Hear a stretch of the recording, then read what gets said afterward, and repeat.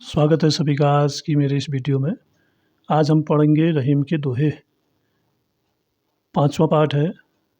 तो रहीमदास जी ये भी प्रसिद्ध समाज सुधारक थे। तो उन्होंने जो भी बातें कही हैं आज भी वो हमारे जीवन में सटीक उतरती हैं।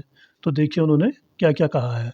और दोस्तों आपसे एक निवेदन भी है कि आप वीडियो को लाइक अवश्य करिएगा और चैनल को सब्सक्राइब अगर नहीं किया है तो सब्सक्राइब करिएगा और अपने दोस्तों में शेयर भी अवश्य करिएगा। तो चलो आइए देखते हैं रहीम के दोहे। पहला दोहा है, रहीमन देखि बड़ेन को लघु न दीजिए डारी, जहाँ काम आवे सुई कहा करे तलवारी। तो यहाँ पर रहीमदास जी कहते हैं, पहले आप इसका संदर्भ लिखेंगे। प्रस्तुत दोहा हमारी पाठ्य पुस्तक मल्हार के रहीम के दोहे नामक पाठ से लिया गया है और इसके रचिता रहीमदास जी हैं। उसके बाद संदर्भ लिखेंगे, किस संदर्भ में उन्होंने कहा है। तो पहला दोहा है, रहीमन देखि बड़ेन को लघु न दीजिए डारी, जहाँ काम आवे सुई कहा करे तलवारी। रहीमदास जी कहते हैं कि बड़ी या मूल्यवान वस्तुओं को देखकर छोटी चीज़ों या कम उपयोगी चीज़ों को हमें त्याग नहीं देना चाहिए, क्योंकि उनका भी अपना महत्व होता है। भले ही बहुत ज़्यादा मूल्य उनका ना हो, महत्व उनका ना हो, लेकिन उनका महत्व इतना ज़्यादा होता है कि जहाँ काम आवे सुई कहा करे तलवार। जहाँ सुई से काम बनने वाला होगा तो वहाँ पर तलवार क्या कर सकती है।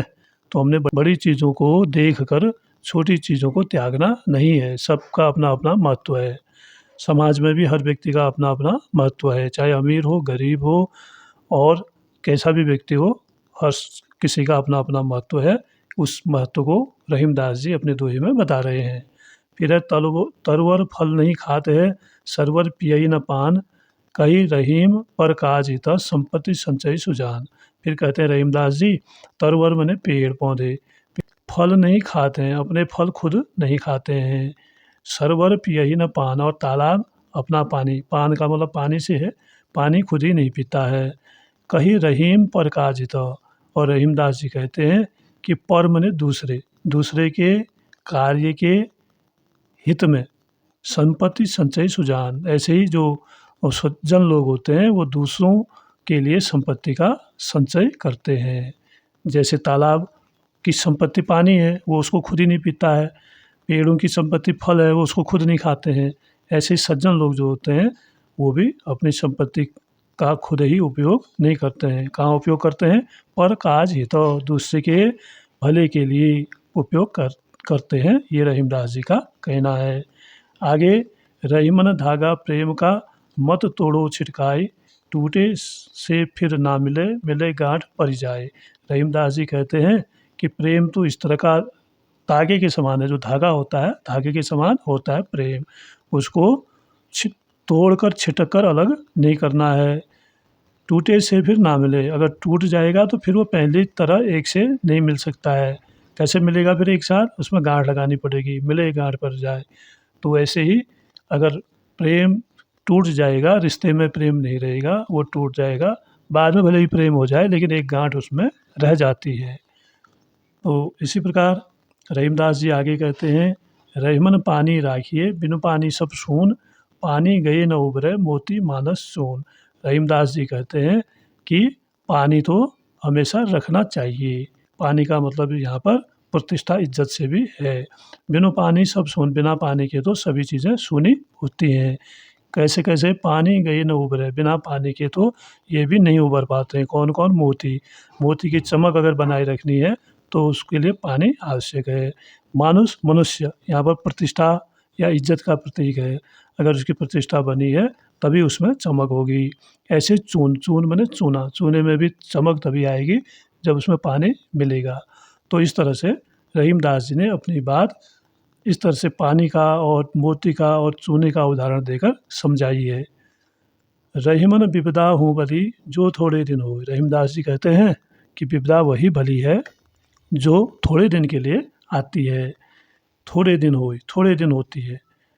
ऐसी विपदा भी बुरी नहीं है, अच्छी है। अगर हमें थोड़े दिन के लिए विपदा आती है, यह हमारे लिए अच्छा ही होता है। हित अनित या जगत में, इस संसार में अच्छा या बुरा, हित और अहित लोग पहचान में आ जाते हैं। जान ही परत सब कोई, सबका पता चल जाता है। जो हितैषी होंगे वह उस समय आपका साथ देंगे, और जो हितैषी नहीं होंगे वो किनारा कर लेंगे। तो इस तरह से रहीमदास जी कहते हैं कि थोड़े दिन की विपत्ति भी ठीक ही है। रहीमन जिह्वा बावरी, कह गई सरग पताल, आप तो गई भीतर रही ज्योति खाद कपाल। रहीमदास जी कहते हैं कि जीव तो बावरी है, पागल की तरह है। वो क्या करती है, कह गई सरग पताल, सरग से पाताल तक के, यानी 3 लोगों की गपें कर देती है, बातें कर देती है। कहाँ क्या कहना है, कहाँ नहीं कहना है, नहीं सोचती है। और क्या होता है, आप तो कहीं भीतर रही, और अपना तो कह के मुँह के अंदर बंद हो जाती है। क्या होता है, उसका फल किसको मिलता है, कपाल को मिलता है। जूती खाद कपाल, अगर किसी के खिलाफ बोल दिया और किसी के लिए गलत बातें कर दी, तो क्या होगा, तो जीभ तो अंदर चली गई, तो जीभ को तो पढ़ेंगे नहीं, तो कहाँ पड़ेगा, कपाल पर पड़ेगा। तो इसलिए कहा गया है, रहीमदास जी कहते हैं कि सोच समझ कर हमें बोलना चाहिए। तो फिर जो अंतिम है, कही रहीम संपत्ति सगे, रहीमदास जी कहते हैं, कही रहीम संपत्ति सगे, बनत बहुत बहु रीति, विपत्ति कसौटी जे कसे ते ही सांचे में। रहीमदास जी कहते हैं, संपत्ति के सगे तो बहुत सारे लोग होते हैं। अगर आपके पास रुपया पैसा धन दौलत है तो बहुत सारे लोग अपने बन जाएंगे।